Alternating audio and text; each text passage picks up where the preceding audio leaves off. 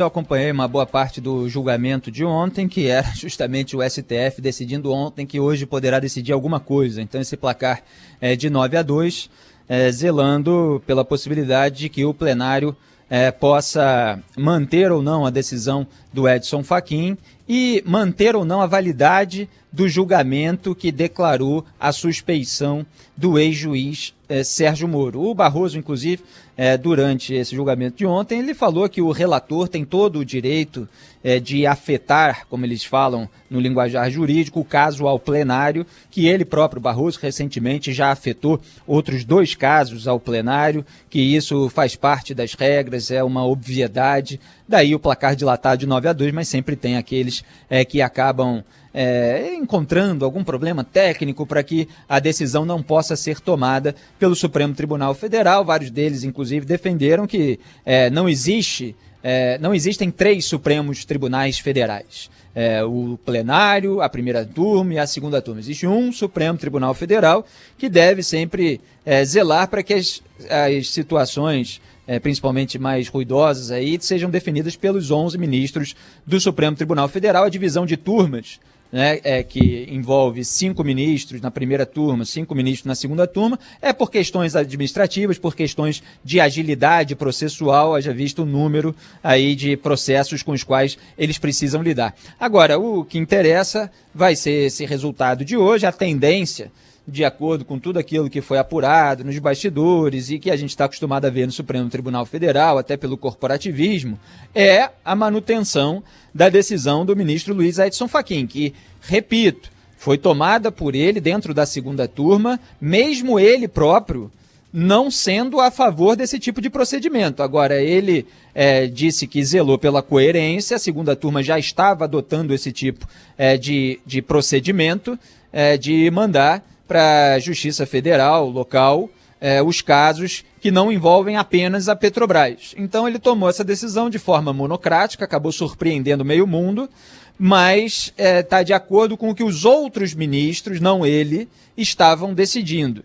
Quem são os outros ministros da segunda turma? É bom lembrar que é Gilmar Mendes, que foi colocado no Supremo pelo Fernando Henrique Cardoso, do PSDB, e está aí aliviando a barra do Aécio Neves, está aliviando a barra do Paulo Preto, já foi alvo de um pedido da própria Lava Jato de suspeição devido à sua intimidade com o Aloysio Nunes, também do PSDB, que comemorou em WhatsApp uma decisão do Gilmar favorável ao Paulo Preto, dizendo nosso causídico, nosso defensor é foda. Então, esse é o Gilmar Mendes, que ainda em algum momento vai precisar analisar provavelmente as denúncias contra José Serra e Geraldo Alckmin que foram feitas pela Lava Jato em São Paulo. Isso pode chegar ao Supremo Tribunal Federal e aí a gente vai ver se aqueles ministros que foram indicados pelo Lula, como Dias Toffoli e Ricardo Lewandowski, vão retribuir esse voto do Gilmar a favor do Lula nesse momento, aliviando a barra do Serra e do Alckmin também, se isso chegar, evidentemente, até o Supremo Tribunal Federal. Então, Gilmar Mendes na segunda turma, Ricardo Lewandowski e Carmen Lúcia. Carmen Lúcia, que chegou a ser presidente da corte, ela era de outra turma, mas quando foi presidente, acabou voltando depois para a segunda turma, e o Dias Toffoli, que chegou a ser presidente também, acabou indo para a primeira turma. Mas a Carmen Lúcia foi indicada pelo Lula. O Ricardo Lewandowski foi indicado pelo Lula e é o voto mais certo no Supremo Tribunal Federal. Tinha um jogador na Holanda, Fábio, o Robin, Sim. Que cortava sempre para o mesmo lado, Só cortava sempre para a esquerda para chutar com a canhota. E eu fazia um monte de piada, dizia, mais certo que o Robin cortar para a esquerda é o voto do Ricardo Lewandowski no Supremo Tribunal Federal a favor do Lula. E eles, todos juntos, Lewandowski e Carmen Lúcia indicados pelo Lula, mais o Gilmar Mendes, que está aí totalmente anti-Lava Jato, depois principalmente, claro, que ela atingiu os tucanos e o Michel Temer, amigos dele, eles declararam o Sérgio Moro suspeito. Essa decisão é a que mais gera preocupação por parte dos petistas, porque ela foi tomada na segunda turma depois que a própria segunda turma declarou que a 13ª Vara Federal de Curitiba, na qual o Sérgio Moro atuava, é incompetente, quer dizer, não em termos de qualidade, mas em termos de jurisdição. Então, depois de 4 anos de investigação, eles dizem que não era para o caso ter corrido sob a 13ª Vara Federal.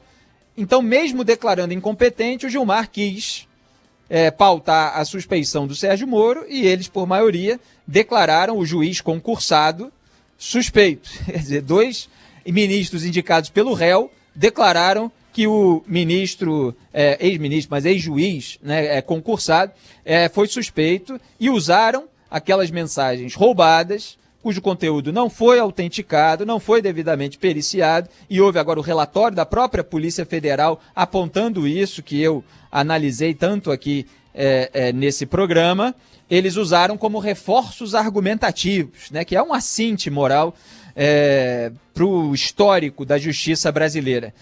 Obviamente isso não poderia ter sido usado porque é juridicamente nulo um conteúdo que foi roubado, obtido por criminosos e que pode ter sido adulterado e ninguém tem como confirmar que não foi. Então, independentemente da interpretação que se faça, e em geral a claque petista, junto com a claque tucano, fazem aí essas interpretações forçadíssimas, mas independentemente disso, é um material que não pode ser usado juridicamente. Mas foi, informalmente, porque são malandros, né? Eles usam ali para pesar a mão, para pesar o voto, depois de uma campanha, né, com auxílio aí do mercado da comunicação, eles usam para pesar a mão, mas não usam formalmente, porque eles sabem que se fizerem isso, essa decisão pode cair depois no plenário do STF. E pode ser questionada, evidentemente. Mas usam como reforço e aí acusam lá a condução coercitiva, que vagabundo é conduzido coercitivamente a depor há décadas no Brasil, ninguém está nem aí. Aí chega lá o político envolvido no maior esquema de corrupção da história do país, é conduzido coercitivamente, ainda não pode. Quer dizer, o juiz não pode tomar uma decisão desfavorável ao réu, que depois é condenado não só por ele, mas por 2 instâncias superiores, porque é uma espetacularização. Quer dizer, a magnitude do esquema de corrupção na Petrobras é que é um espetáculo criminoso. Quando a investigação vai lá e acua os investigados a partir de indícios fortes, de provas coletadas, não é isso. Isso é parte daquilo que é inevitável, dado o cargo que a pessoa teve e dados os crimes que foram cometidos, no caso, durante até o governo do Lula, né, na Petrobras, mas, para além disso, naquela estatal cujas empreiteiras pagaram as reformas do sítio que ele frequentava, reservaram o triplex para ele, e tem a foto dele lá com o empreiteiro visitando o terreno, o apartamento e tudo mais. Então, isso que foi recebido como propina e que foi julgado. Provas coletadas e julgadas em várias instâncias por juízes independentes entre si e que resultaram em condenação e manutenção da condenação, variando simplesmente a dosimetria. E aí você ouve todos esses petistas e tal, que não estão nem aí para os fatos, nem leram o processo, nem leram a sentença do Sérgio Moro, não acompanharam o julgamento. Fiquei 12 horas acompanhando no estúdio o julgamento, comentando cada voto, cada pedaço no TRF4, quando o Lula foi condenado em segunda instância, que resultou em cadeia logo em seguida, porque na época a prisão após condenação em segunda instância, e a gente vai falar disso hoje, porque voltou a ser discutida no parlamento, ela ainda funcionava, né, antes do Gilmar Mendes mudar de voto, né, outra questão bastante curiosa. Então a gente está com esse julgamento pendurado e a defesa do Lula, repito, preocupada de o plenário do Supremo Tribunal Federal derrubar essa suspeição do Sérgio Moro. Por quê?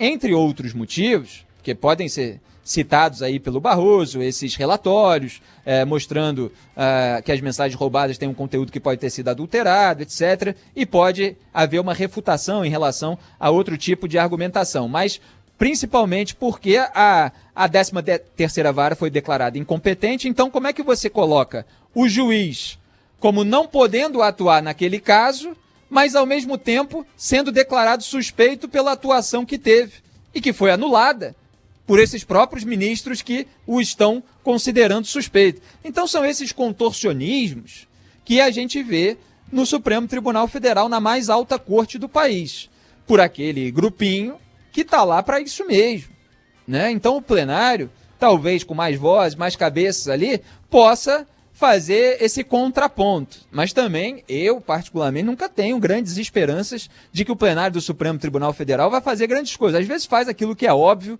né, contra claques petistas, bolsonaristas, etc., porque não tem como não fazer, né? Mas em determinados momentos dão uma mãozinha aí para a classe política que tem uma forte influência, uma forte pressão ali nos bastidores. Infelizmente, a gente não vai ter nesse programa de hoje já o resultado, porque esse julgamento deve se estender e deve sair alguma faísca. Aliás, eu espero que saia.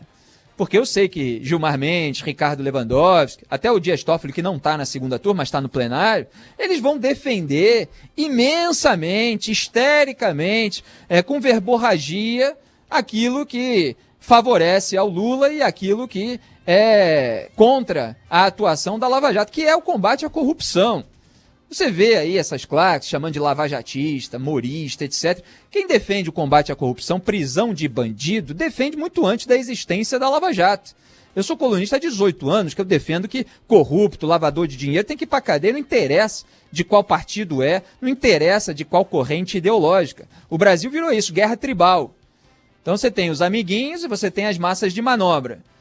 E aí o sujeito, se é bolsonarista, se é o Fabrício Queiroz, se é o próprio Flávio Bolsonaro denunciado, aí o grupinho bolsonarista, que se diz direita, liberal, conservador, que é uma mentira, eles passam pano. Aí se atinge os tucanos, aí os tucanos passam pano para aquela roubalheira que foi denunciada e detalhada, né, com denúncias robustas. Aí se atinge os petistas, aí a tribo passa pano.